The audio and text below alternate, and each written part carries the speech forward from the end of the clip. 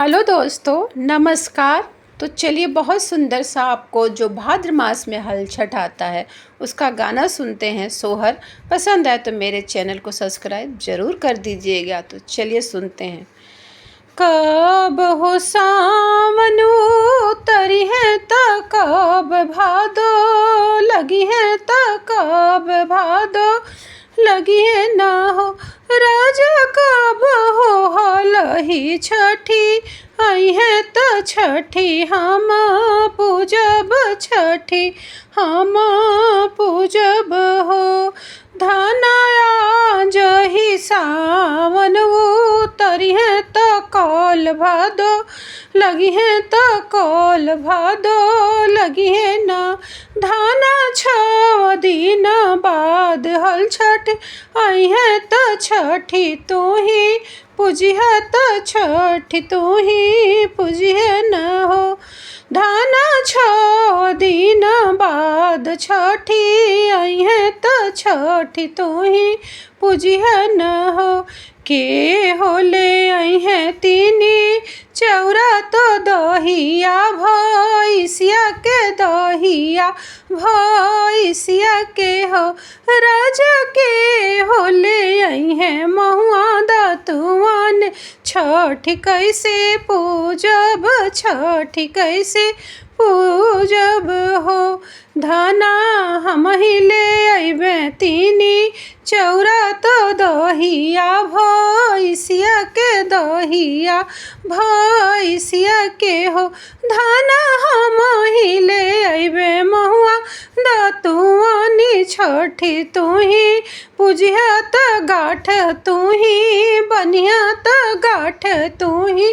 बनिया न हो राजा कब हो सावन तरी है त भादो कब लगी है ना हो राजा कब हो हलही छठी आई है त छठी हम पूजब छठी हम पूजब हो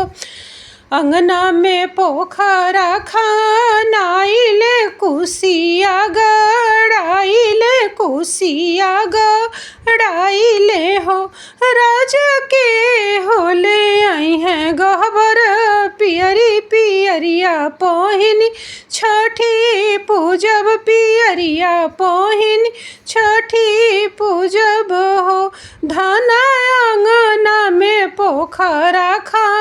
नावत कुसवा गड़ावत कुसवा गड़ावन हो धाना लाई देबे गहबर पियरिया पियरिया पहिनी छठी पूजिह पियरिया पहिनी गाठ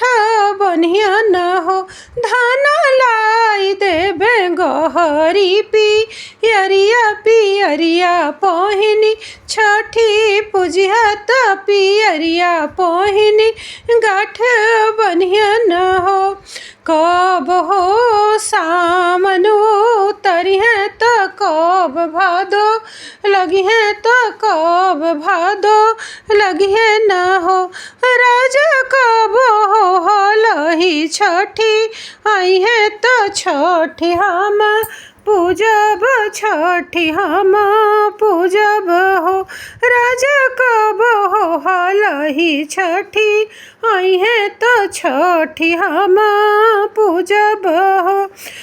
पहिन लिहलिन गहरी पियरिया त अंगना में बैठी त अंगना में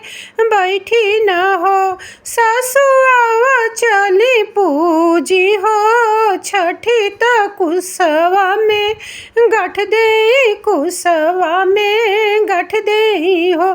सासु आवा चली पूजी हो छठी त कुसवा में गठ दे कुसवा में गठ दे हो सास पतोही मिली छठी पूजे त कुसवा में गाठ दे में कुसवा में गाठ गाठी दे बहुवर दे दिहलिन महुआ चढ़ाई त दही चढ़ाई न हो बहुवर दे दिहलिन तीन के चौरा चढ़ाई त पूजन करेलिन सासु पतोही अचरा पसारे त मैया से हो भिख मांगे मैया से हो भिख मांगे हो मैया जुग जुग जिए मोर लालन मात सिंदूरा अमर कर सिंदूराया अमर कर हो मैया जुग जुग जिए मोर ललनाथ सिंदूरा अमर कर हो सिंदूराया अमर कर हो कौने ही माँ फागु सामान उतरी है त कब भादो लगी है त कब भादो लगी है न हो राजा कब हो हलही छठी आई है तो छठी हम पूजब छठी हम पूजब हो